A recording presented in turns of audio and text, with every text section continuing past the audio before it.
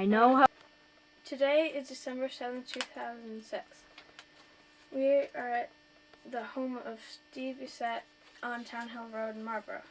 Today's interview crew is Lloyd Sellison Dean on still camera, Matthew Rivera on audio, Max Lyons on video camera, and Zoe Chan as interviewer.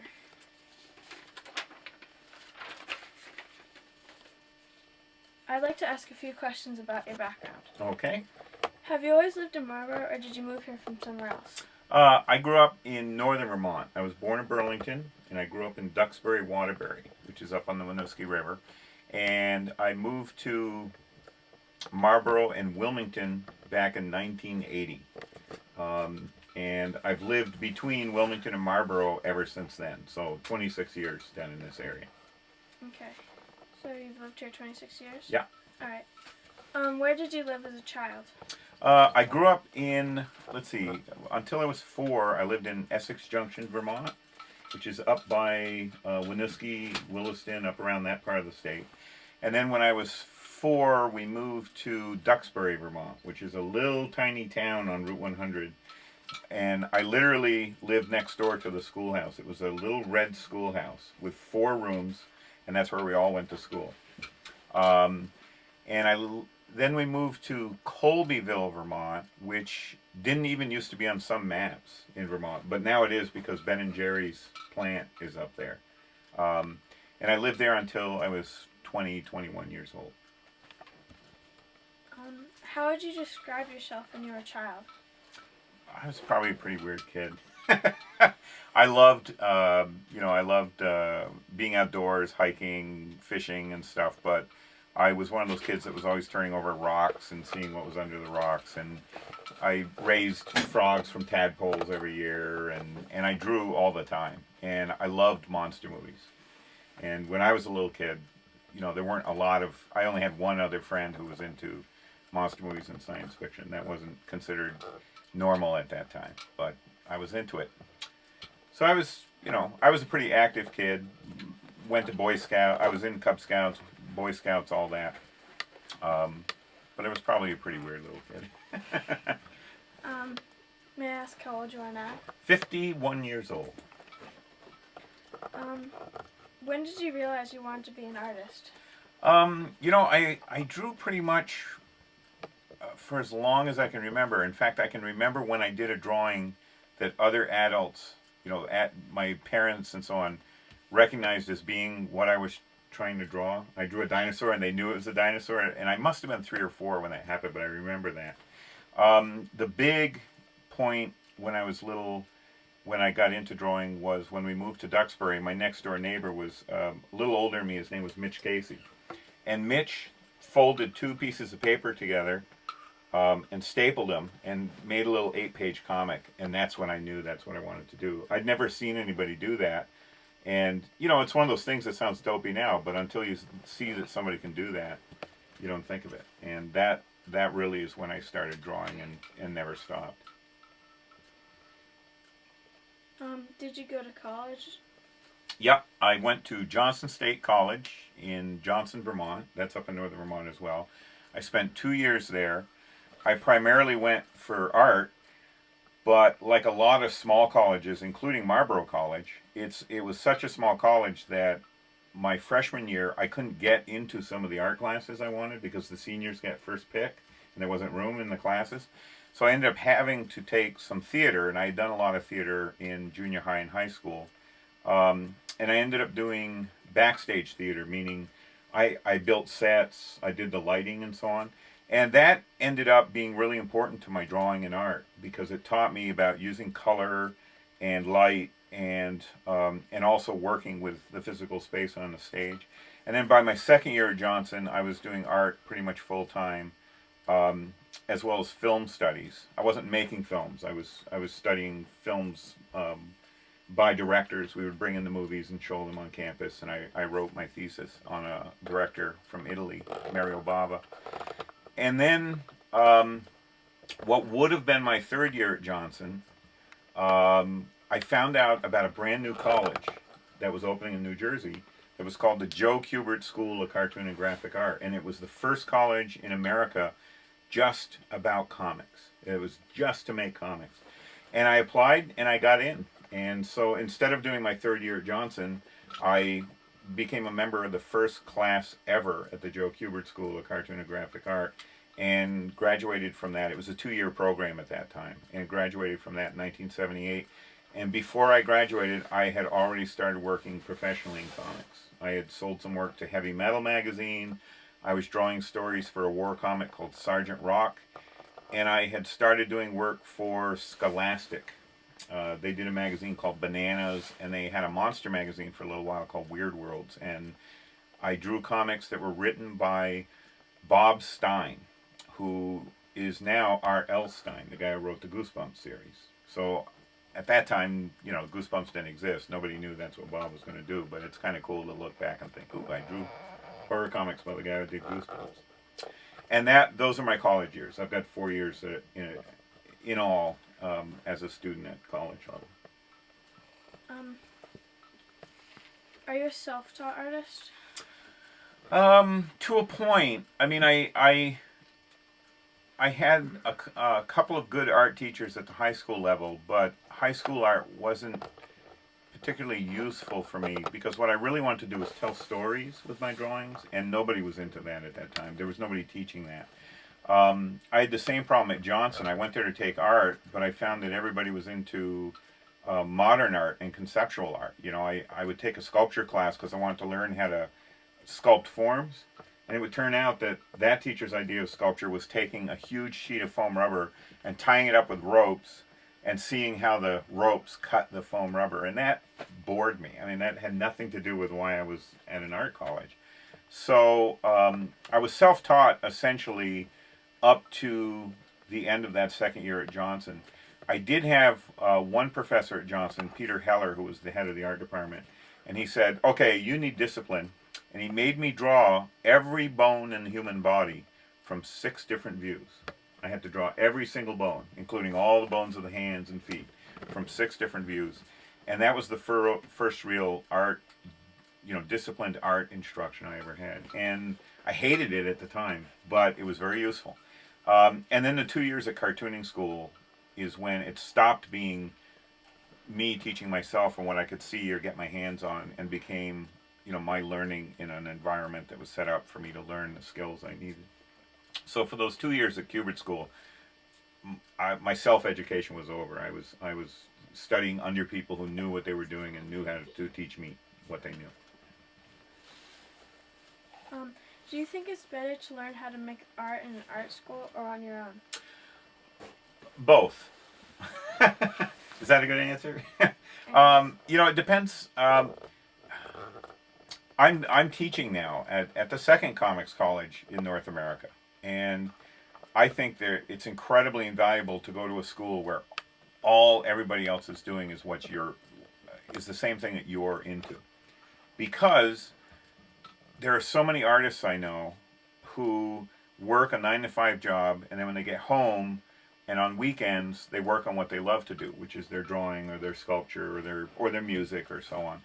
And you know, going to a college where for 2 to 4 years you're paying essentially to free yourself to be in an environment where everybody is into what you're into. You know, either drawing in my case, or more specifically, not just drawing, but comics in my case.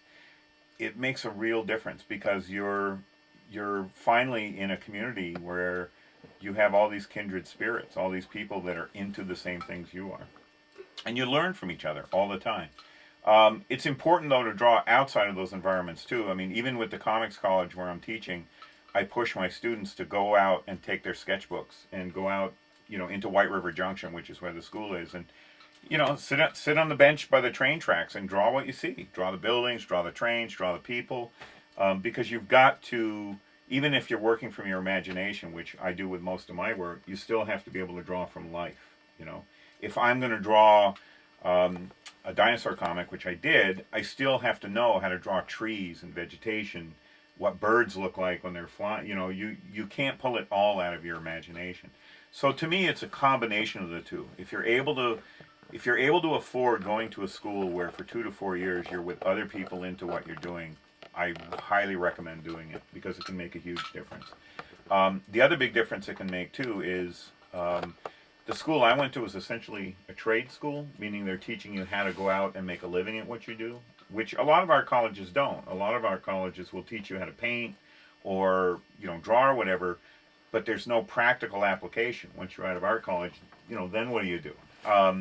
And I was lucky enough to go to a trade school where it was set up, and part of what they were teaching us was how to put a portfolio together, how to go to a job interview. That's a tough skill because it's hard to go to interviews and be told no. That really can take a toll on you.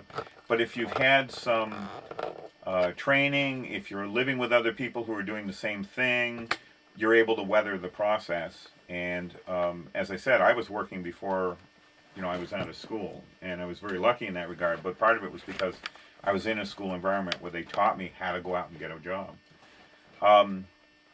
So I would recommend going, if you're into drawing, if you're into writing, I do recommend the school experience. But nothing can replace, the school of life, going out and living and doing it.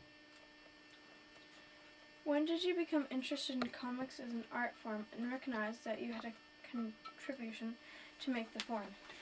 I think I recognized it early on, and I'm not bragging. When you're here shooting with video cameras and you've got sound equipment and all this great stuff. When I was your folks' age, all we had were 8mm cameras, silent, no sound.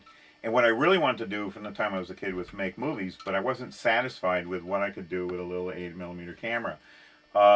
So comics was the only way I could tell my stories. And also, from all those years of doing theater, have you been in plays before, Zoe? Yeah. Yeah. It takes all these people. Like you gotta organize all these people, or the teachers or the director of the play has to organize all these people, and everybody has to be there. You have to rehearse days and days and weeks. You've been through the whole process. And I had done enough theater to know that if I wanted to make movies, I would have to do something like that. First off, I'd have to convince all these people that my story was worth doing. Like, why do my play, right? And secondly, I would have to mobilize all these people. And as I got older, I realized it also cost money. Where was I going to get all this money? But with comics, all I needed was a piece of paper and a pen. And I could sit alone in a room. I didn't have to make anybody do anything. And if I had the time and I had the skill and I could put down what was in my head on paper, I could tell you a story that I could draw and then just hand it to you. And that is what got me into wanting to draw comics, because I realized, I can tell these stories I have, but I don't have to mobilize all these people. And I didn't have to convince anybody else it was worth doing. As long as I felt it was worth doing and had the time and the discipline, I could tell those stories. And that was probably when I was pretty young. Probably by the time I was 10 or 11 or 12, I was starting to think that way. In part, again, because of my neighbor Mitch Casey when I was real little, and he and I would get together and draw our own comics. And they were just stupid little comics. We'd do a little 2-page comic about giant tsetse flies or something.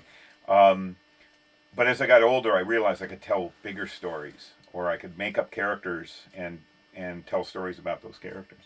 So by the time I was in high school, that's when I really was getting serious about it. And I had a teacher in high school named Bill Cathy. He was my art teacher. And he showed me some underground comics. And he gave them to me saying, look, I could lose my job. You can't tell anybody I gave these to you. But when I took them home and I read them, and I just went, this is what I have to do. I mean, that's the point when I realized that's what I wanted to do the rest of my life. And I was probably, 13 or 14 by that time. And it really gave me a direction for the rest of my life where that's all I wanted to do. But it really came out of, I wanted to make movies. And drawing comics was my way of taking the movies that were in my head and putting them down on paper. And that's why comics became my main passion. I still love movies. I write about them all the time. Most of the books in this room, at least half of the books in this room are about movies, because part of my living I make writing about film. But that's very different from the comics I write and draw. Those are my stories, or I'm working with other people and we're telling our stories together.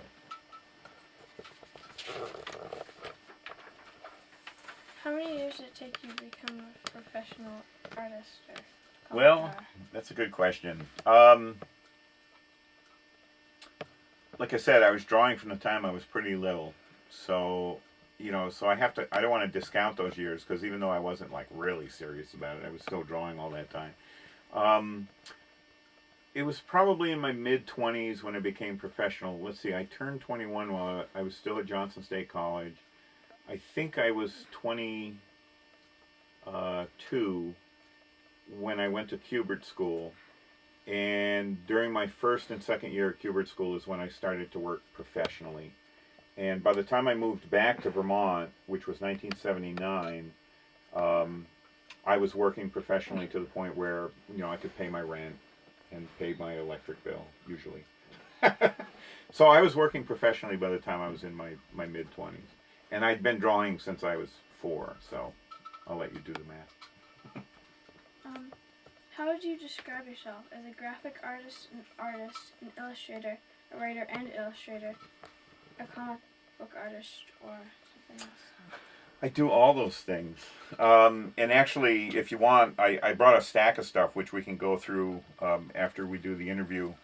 You can reposition the camera then and actually shoot some of the stuff. I mean, I do all that. I primarily call myself a cartoonist because cartoonists write and draw. Cartoonists tell stories. Illustrators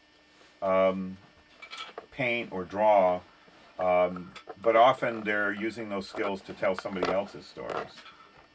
So I really feel like I'm a cartoonist, but I'm also a writer. I'm also a scholar and historian of comics and film, and now I'm a teacher. I teach up at the Center for Cartoon Studies in White River. But all that comes out of my cartooning years, so I guess I'll stick with cartoons. In the very beginning, what caused you to commit working as a graphic artist or comic book artist? It was really that's what I love to do most. Like most people growing up, I had all kinds of other jobs, but whatever job I was working at, it was always some story running in my head or some drawing that I wanted to do. And that was really what I wanted to be spending my time doing. So, what was the question again? What was the wording on the question again? What caused you to want to? Oh, yeah. I guess it's just that these stories were always coming up in my head. From the time I was a little kid, I would write down stories and make up stories, and they always just came to me. I never have a hard time thinking of an idea for a story. Like, people always ask, where do ideas come from? I've never really had a problem with it. In fact, my problem sometimes is too many ideas come to me, and then it's okay, which one do I focus on? And how do I forget about the others long enough to focus on the one I'm doing at the time? So, for me, the commitment came out of just some quirk of my nature. I was just one of those people that stories always came to mind, Do you feel the same today about it as you do when you started? I don't, and I'll tell you why. Some people find this a sad story, but to me it's just part of life. I worked really, really hard so that all I had to do to make my living was draw comics. And what happened was I was part of a generation of cartoonists where we had to fight some really tough battles in the business. When I entered the comic book field, most cartoonists were doing work for hire work. And what work for hire means is that you don't own what you do. The company that's publishing your work owns what you do. And that's okay, but when they're doing things with your work that you don't earn income off of, that gets difficult. And I went through probably, out of my 25 years or so in comics, probably half of those years were spent really in tough battles with the business people. And that made me sort of fall out of love with drawing for a while, because I would sit down to draw and all that would be going through my head were the business aspects of it. And that wasn't why I was sitting at the drawing table originally. It was because I loved drawing. And I went through 2 periods of my life after I was working in comics where I really kind of fell out of love with drawing and had to get away from the business in order to fall back in love with drawing again. I'm at the end of one of those phases now where, thanks to the comics college, I'm enjoying drawing and doing comics again. But that's probably the toughest aspect of it is that I did fall out of love with it for a while. Part of why I got into writing professionally, Zoe, is writing became more fun for me than drawing for a time. And now I'm able to switch gears between the two, which I really like. If I'm working on something that's intensive drawing and I want to put it down, I'll go write for a while. And then when I want to stop writing, I can go sit down and draw for a while. And that's a good skill to have. A lot of people don't have that ability to move between a couple of things that they love, and I feel lucky that I can. So I don't feel the same way now that I did when I first got into it. When I first got into it, I just loved it. It's all I wanted to do. And it's too bad that I let the business do that to me, because I'm to blame as well. I don't blame the other people. We have to take responsibility for decisions we make. But that was a consequence of some of the business things I went through. When your children are young, how are you able to balance your work in the studio with your work as a father? Ooh, that's a really good question. Part of it was my studio was always at home. So my first wife, Marlene, worked up at Green Meadow School in Wilmington, which I don't think is there anymore. It was a school for autistic kids. And Marlene would go and work for 8-hour days. I would stay home with Maya, and then later Maya and Danny. And, when they napped, I would go do my work in my studio. But my studio was right next to their room. It wasn't like I left the house, And it was hard some days, Some days it was easy. Some days it was hard. Sometimes I would, if I was working on roughs or, if it didn't have to be finished art for printing, I would go in the kitchen and bring out art supplies for Maya and Danny, and we'd all draw together. So that was one way that I was able to juggle it. But it also meant a lot of nights of being up till 2 and 3 in the morning. After their mom got home, we'd have dinner together, and then I would go and work in the studio. It was a real juggling act. But, a lot of parents don't get to be at home with their kids. A lot of parents are gone for work for the whole day or have to drive a long time, and that was nothing I ever had to do. And once Maya and Danny got older, I got a studio that was a trailer, and we parked it behind the garage, so I had a separate work area. And then it got a little bit easier, because then I could go and work for a whole day. One of the things that always, looking back, my summers I usually wouldn't get a lot done because I would spend as much time as I could with Maya and Danny. In the winters when they were at school, that was a great time to draw, because while they were at school, I would work in my studio all day. So, but it's a real juggling act. That's part of parenting and working at the same time. Everybody goes through it. For how many years have you had your studio in town? This studio that we're in now, I guess. We've lived in this house for a little over 4 years here on Town Hill Road. However, the bulk of the work I did in comics was at a studio and house on Lower Dover Road, down on the other end of Marlboro. But the house is gone now. Bob and Joanne Goot bought the property, bulldozed the house, and built a new one. But like all the years I was working on Swamp Thing, the comic book Swamp Thing, through the 80s and early 90s, I was on Lower Dover Road. And that's where I had the trailer studio, which was out back. It was a really cool old 1940s silver trailer. It was all birch veneer inside, and it was a great workspace. I had one room in the back with my drawing table, and then the main room of the trailer is where I did my writing, and that's where the photocopier was and everything.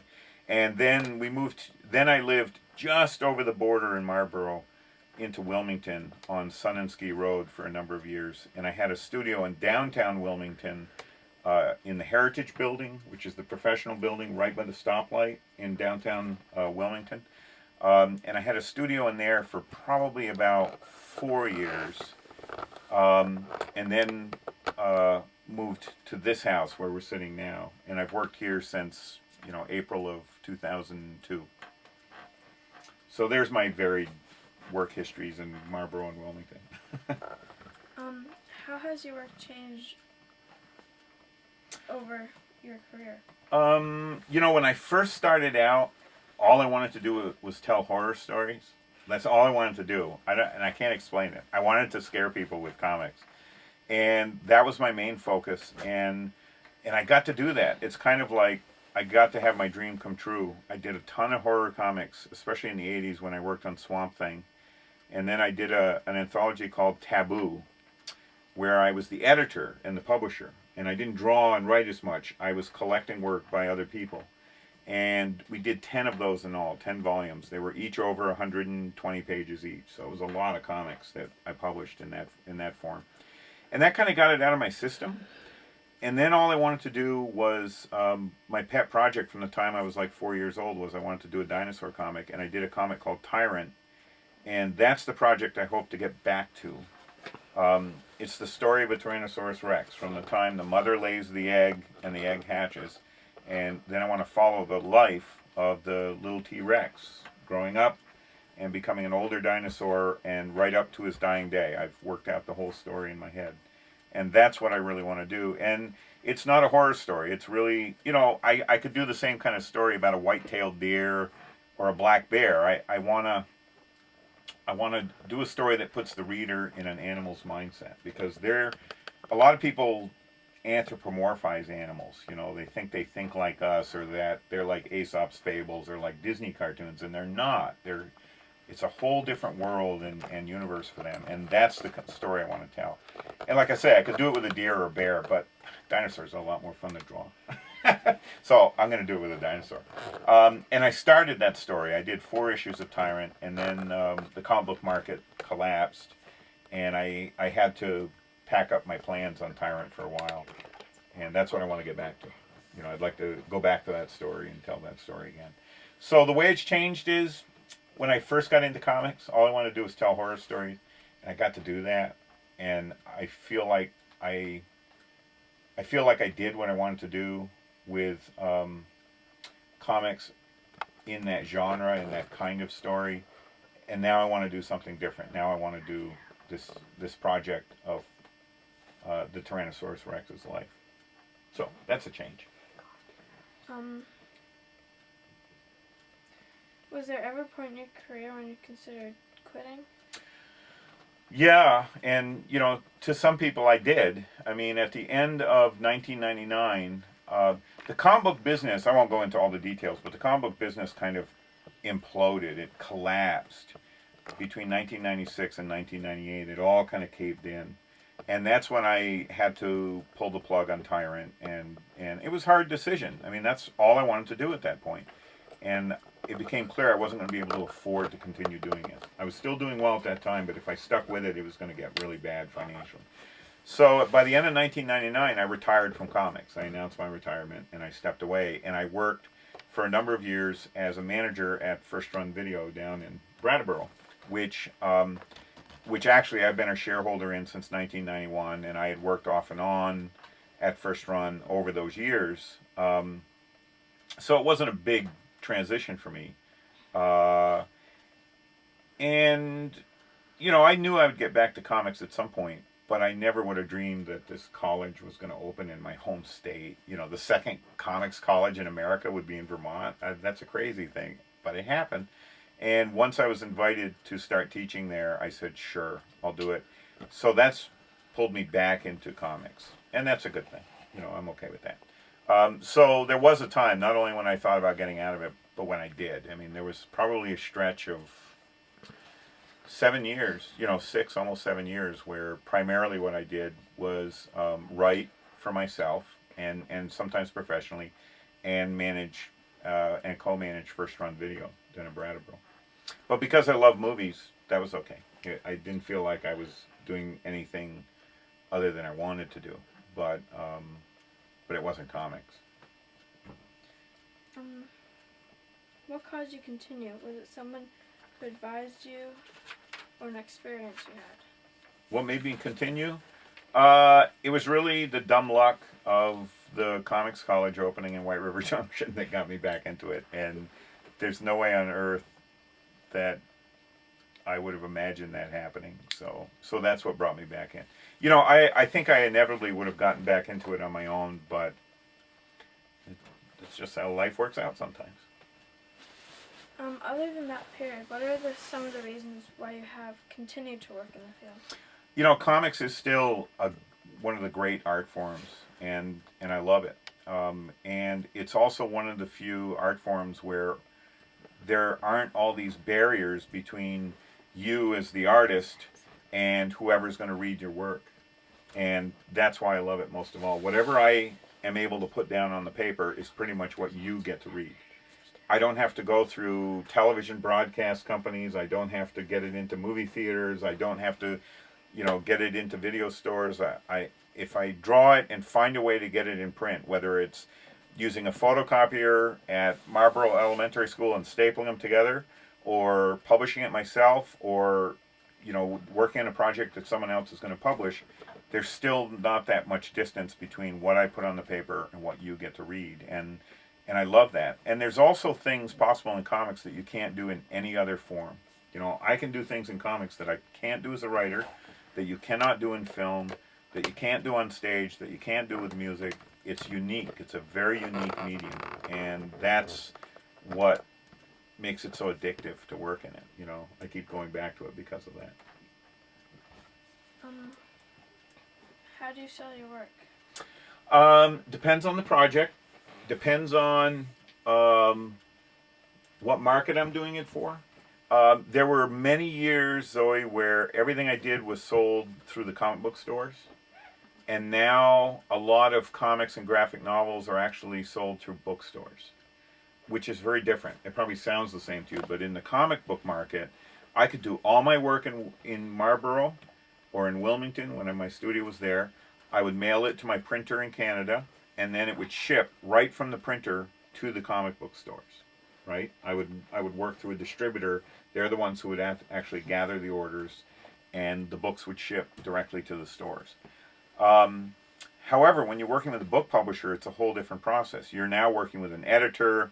You're turning their work into them. They've got to approve it, and it's a very different process.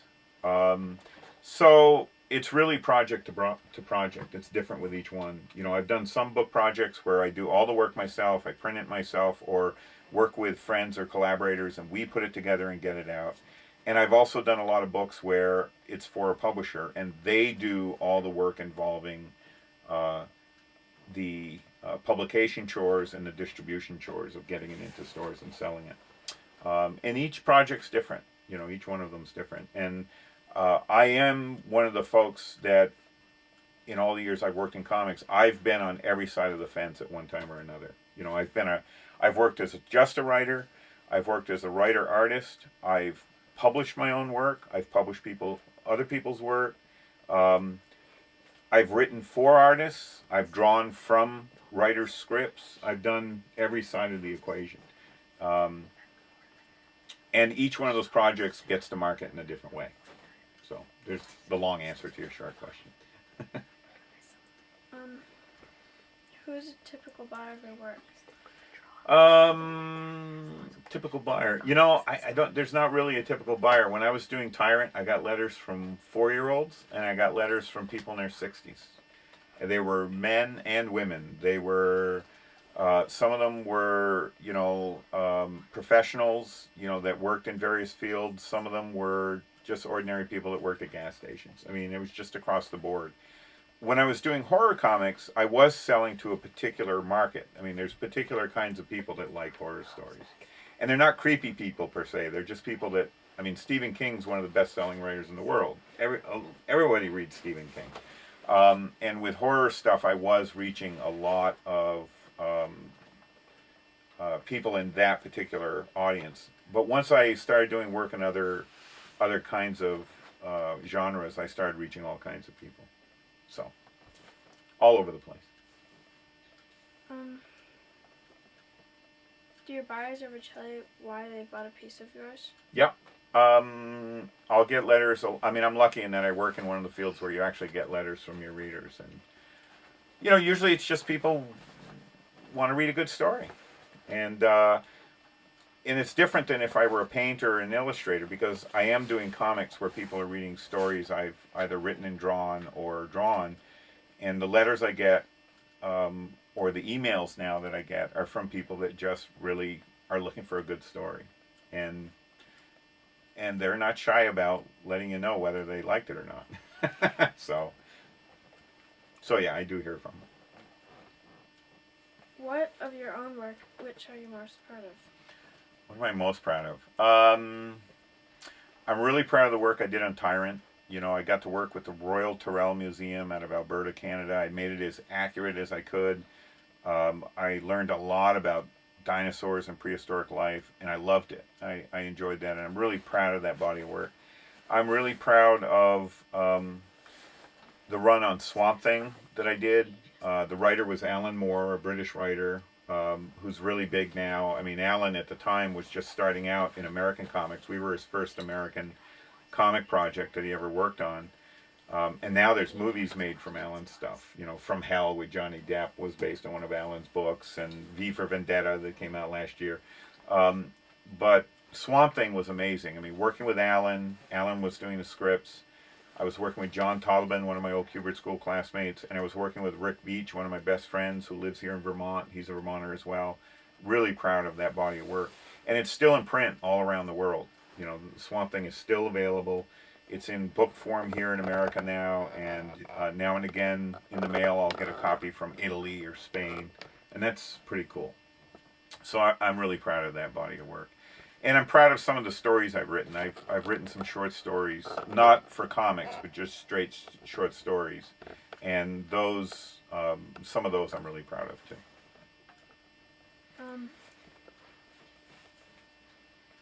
How has the recent increased interest in graphic novels affected your own thinking about your work?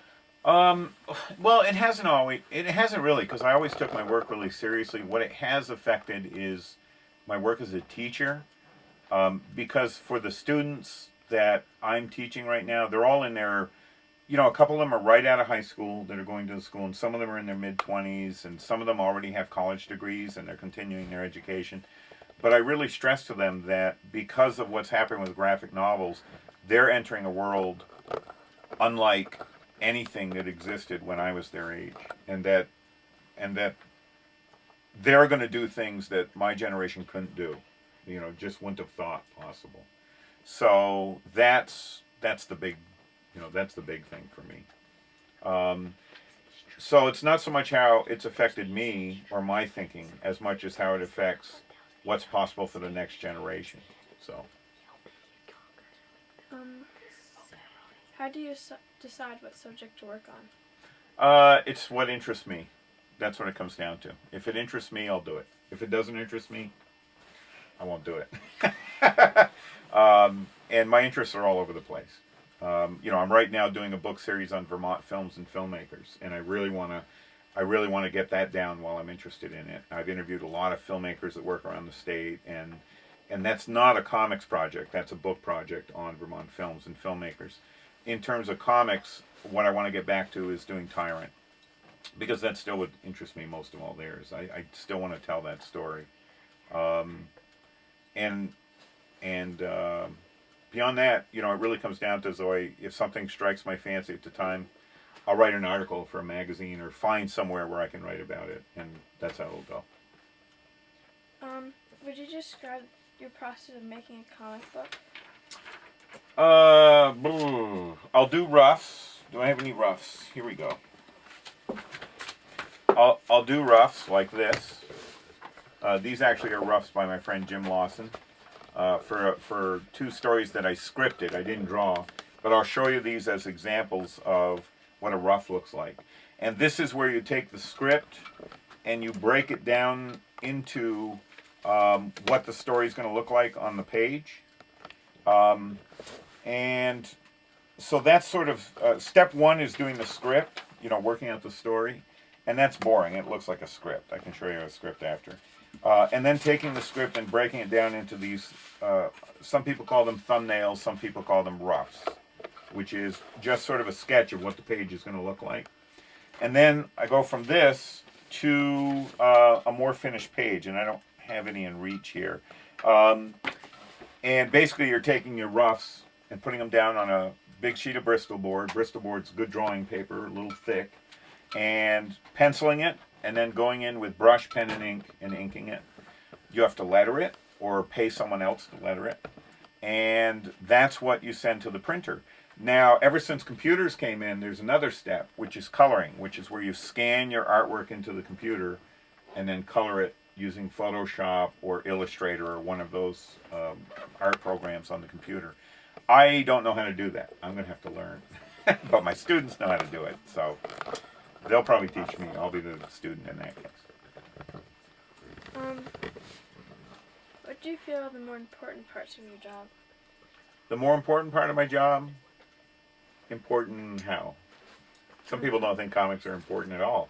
I guess the important parts of making comics. Of making the comics? The most important part to me is the writing and the laying out of the story. Because if the story's not clear to you as a reader, I've failed. So to me, that's the most important part. It doesn't matter how well drawn it is or how good the drawings look. If you don't understand the story, then I screwed up. I didn't do a good job. So to me, the most important part is the storytelling. And that involves working through the story so that everything's clear and that I'm communicating all the important aspects about the story, about the characters, about the place and time, and so on and so forth. Because the goal is so that when you sit down with the story for 20 minutes, you get lost in it and go for a little ride. So to me, the important part is making sure it's a good story and it's well told. So.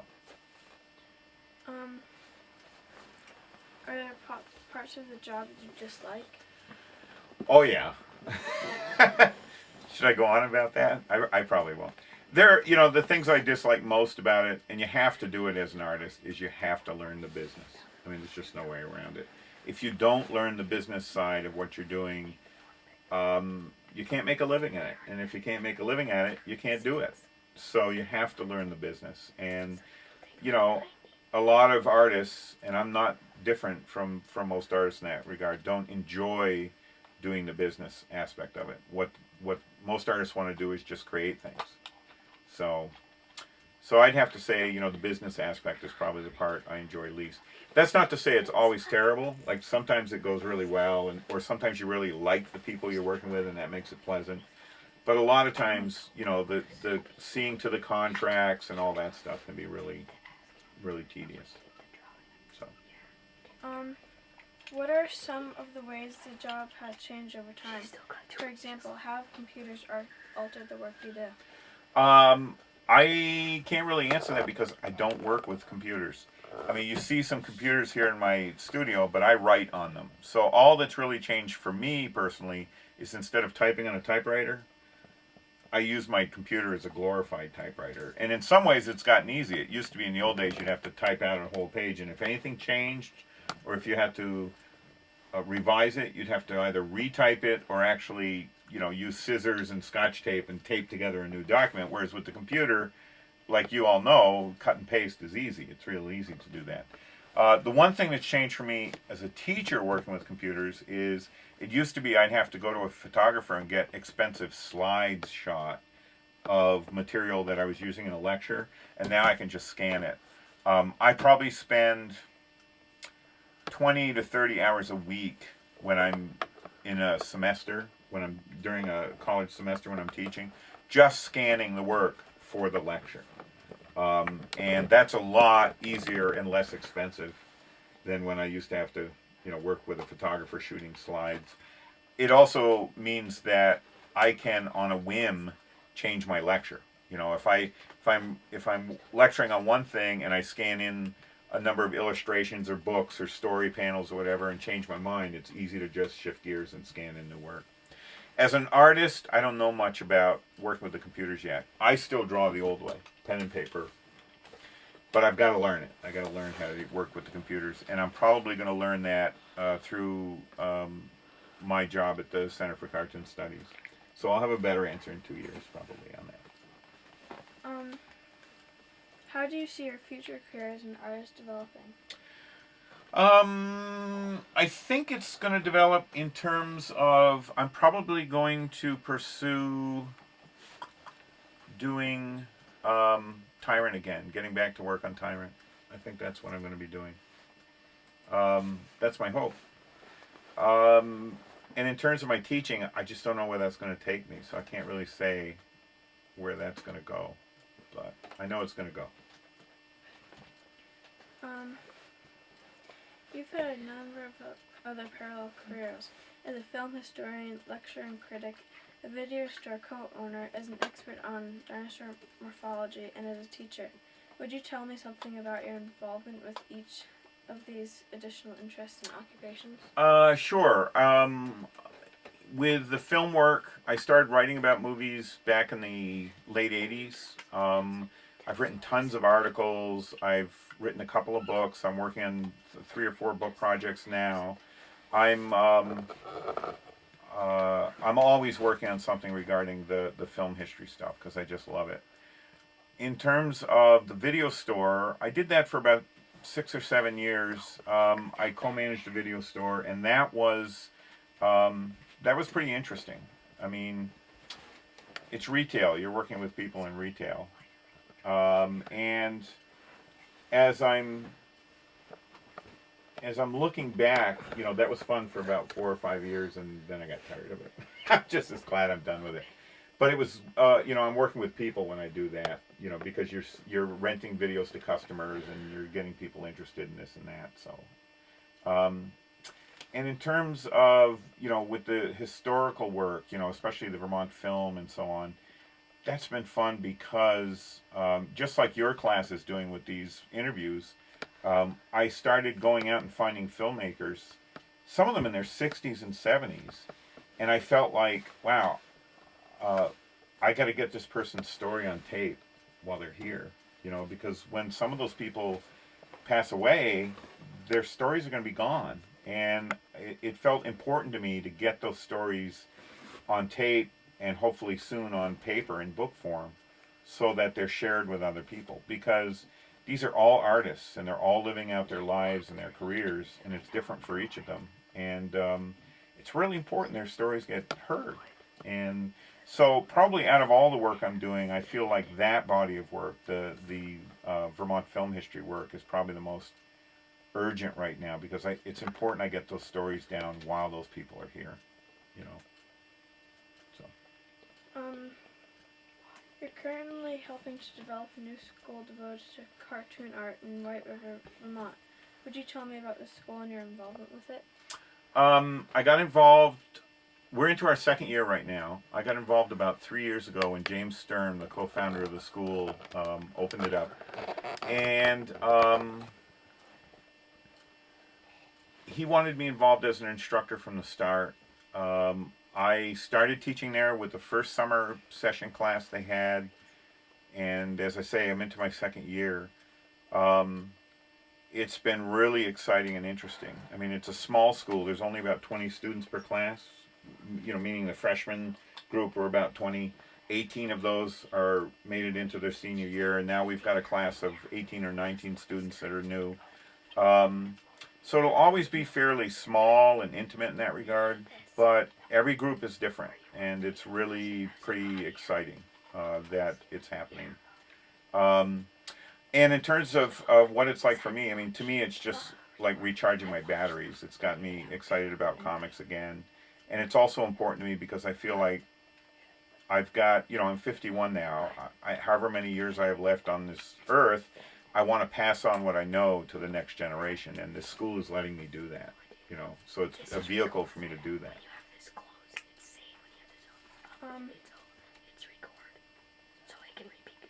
You're in the process of moving out of town to be closer to work. What will be some of the memories you will carry with you about the years you've lived in Marlboro? Oh, God. Well, I love Marlboro. I mean, we really regret going. It was a really hard decision. The main thing I'll remember about Marlboro is both Maya and Danny went to Marlboro Elementary School, and it's a great school. I know students don't always feel that way when they're there, but having been to other schools when I was growing up, I mean, it really is an extraordinary school. So I've got really fond memories about the elementary school and so on. It's also part of why I continued to try to contribute to the school. I did a fundraiser for the class trip last year, and I've done that in the past as well. Even though Maya and Danny are in their 20s and have moved on, I still want to give something back to the school and the community. I'll mainly miss the people.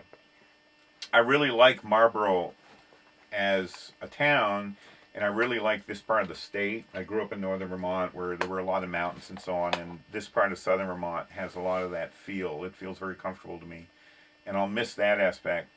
But mainly I'll miss the people. I've got a lot of good friends in Marlboro, and I really like this town. It's a special town. It's unlike almost any other Vermont town, and I'm going to miss it. What people or experiences would you say have influenced you in your personal life as opposed to your professional work? My personal life as opposed to my professional work.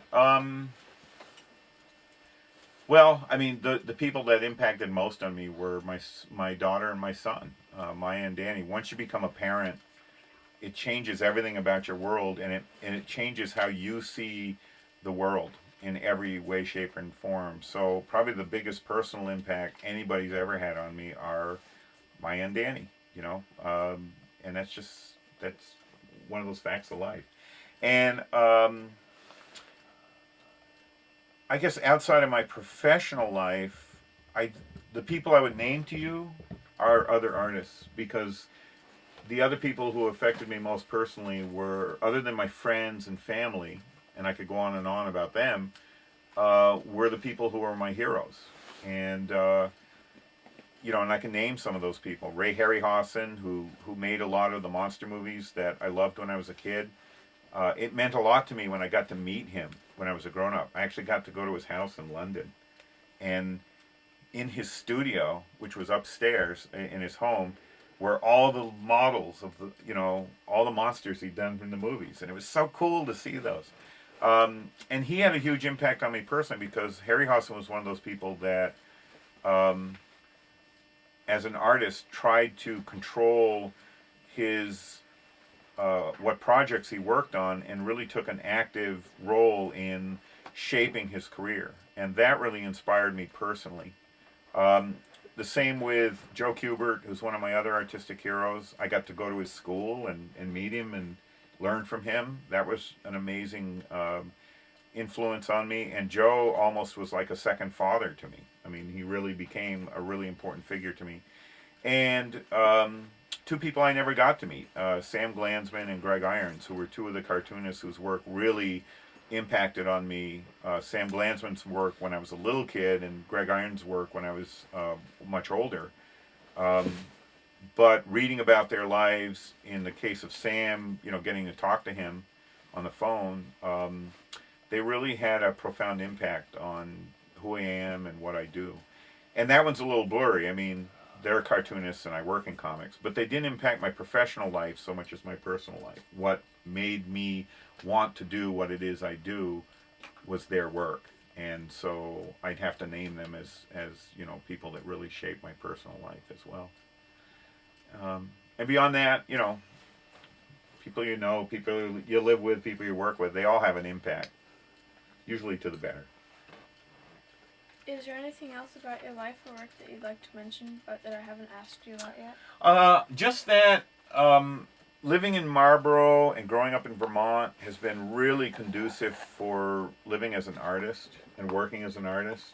My friend James Sturm, who runs the cartooning school, calls winter in Vermont the cartooning season. And he's right. I mean, part of it is it's winter and it's cold, and, other than the things I like to do outdoors like snowshoe, I'm not a skier. It's a great time of year to stay inside and draw and write, as long as it's warm and you got light. But the reason I bring that up is the land. Growing up in Vermont from the time I was a little kid, and my teenage years when I used to hike a lot, and now as an adult, just this land around here just really has had a big impact on how I see the world, how I live in the world, and what I draw. There's a lot of the natural world in what I draw, and that's my way of expressing my love for it. So that's the one thing we haven't talked about that I'd like to touch on. Thank you very much for your time and good luck. Thank you very much.